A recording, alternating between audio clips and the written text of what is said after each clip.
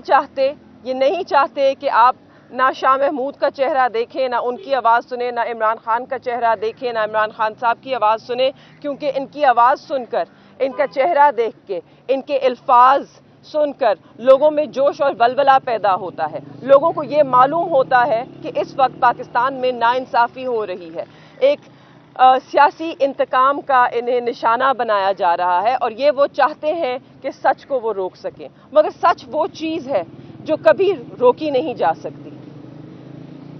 تو میں صرف یہی کہنا چاہوں گی کہ مجھے بہت افسوس ہے، اور اس بات کا اور بھی افسوس ہے کہ کس طرح اس وقت جو ہمارا عدالتی نظام ہے، جو ہمارے قانون عدالتوں کے احکامات ہیں، ان کا مذاق کس طرح اڑایا جا رہا ہے۔ یہ وہی 3 MPO کا آرڈر ہے جس کے اندر انہیں 9 مئی کے بعد 2 دفعہ گرفتار کیا گیا، اور جب ان کو رہائی ملی اس لیے ملی تھی کہ ہائی کورٹ نے یہ آرڈر دیا تھا کہ دوبارہ اس MPO کے تحت ان کیسز میں انہیں گرفتار نہ کیا جائے۔ آج اس آرڈر کی نفی کرتے ہوئے انہوں نے دوبارہ یہ آرڈر جاری کیا ہے اور دوبارہ انہیں گرفتار کیا ہے، اور ایک بہت ہی بدتمیز طریقے سے گرفتار کیا ہے۔ میرے والد ایک ایسے شخص ہیں جنہوں نے نہ کبھی کسی سے بدتمیزی کی ہے، نہ کبھی سخت رویہ رکھا ہے، آپ سب اس بات کے گواہ ہیں۔ آج انہوں نے ایسے انسان کو اس بدتمیزی سے گرفتار کیا ہے، اور یہ یاد رہے سب کو کہ میرے والد شاہ محمود قریشی پاکستان تحریک انصاف کے وائس چیئرمین ہیں۔ یہ وہ جماعت ہے جو پاکستان کی سب سے بڑی سیاسی جماعت ہے، اور دنیا بھر میں 5ویں بڑی سیاسی جماعت ہے۔ یہ دنیا کی 5ویں بڑی سیاسی جماعت ہے، اور اس کے وائس چیئرمین کو ایک جمہوریت کے اندر جہاں الیکشنز اناؤنس ہو چکے ہیں، جہاں الیکشنز ہو رہے ہیں، وہاں پر اس طریقے سے گرفتار کیا گیا ہے۔ اور میرے والد وائس چیئرمین ہونے کے علاوہ پاکستان کے 2 مرتبہ وزیر خارجہ رہ چکے ہیں۔ کیا یہ طریقہ مناسب تھا؟ میں اس سے زیادہ کچھ کہہ ہی نہیں سکتی۔ میں اس وقت I'm disgusted۔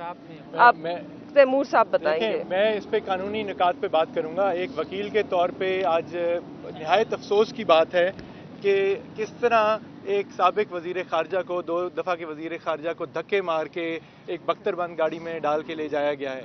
جو کل کا MPO کا آرڈر ہے جو ان کے ہاتھ میں تھا، انہوں نے جیل کی حدود کے بالکل کونے پہ کھڑے ہو کے بات کرنے کی کوشش کی، اپنا ایک فنڈامنٹل رائٹ جو ہے اپنے ایکسپریشن کا، اس کا اظہار کرنے کی کوشش کی، آپ لوگوں کو ایڈریس کرنے کی کوشش کی۔ ان کو باتیں وہ پسند نہیں آئیں اور انہیں دھکے دے کے اس بختر بند گاڑی میں ڈال دیا گیا۔ جو MPO کا آرڈر ہے وہ ذکر کرتا ہے ایک FIR نمبر 708 کا پنڈی کی آرے بازار کی، اور اس میں لکھا ہوا ہے کہ ان کو اس کے تحت گرفتار کیا گیا تھا اور جوڈیشل لاک اپ میں بھیجا گیا تھا۔ ہماری جہاں تک معلومات ہیں، اور ہم شروع سے ان کے ساتھ چل رہے ہیں اس چیز میں، ان کو کبھی کسی FIR کے تحت گرفتار نہیں کیا گیا تھا، تو ویسے ہی اس MPO کے آرڈر میں غلط بیانی کی گئی ہے۔ اب جہاں ان کو لے کے جایا گیا ہے ہمیں اس کا نہیں پتہ۔ ابھی یہاں پہ سائفر ٹرائل کی آپ کے پیچھے اڈیالہ جیل کے اندر ہیئرنگ ہے، ہمیں نہیں معلوم کہ جج صاحب پہنچ گئے ہیں کہ نہیں، اور کیا شاہ محمود قریشی صاحب کو ابھی لایا جائے گا واپس یہاں پہ۔ ہم یہ سارے نکات اٹھائیں گے۔ جو MPO کا آرڈر 9 مئی کے بعد DC راولپنڈی نے جاری کیا تھا، جس کے تحت شاہ صاحب پابند سلاسل ہوئے تھے، اس کا آرڈر ہم نے چیلنج کیا تھا راولپنڈی بینچ کے سامنے۔ جسٹس عبدالعزیز صاحب نے بڑا مفصل اس کے اوپر آرڈر جاری کیا تھا، اور اس میں یہ بھی لکھا تھا کہ آپ جو گزرے ہوئے واقعات ہیں ان کے اوپر بار بار MPO ایشو کر کے اسی معاملے کے اوپر آپ گرفتاری نہیں ڈال سکتے، اور دوبارہ کسی MPO کے تحت ان کو بند نہ کیا جائے۔ آج اسی DC راولپنڈی کے دفتر نے ایک اور MPO 7 مہینے کے بعد جاری کر کے سابق وزیر خارجہ کو دوبارہ سے ڈیٹین کر دیا ہے۔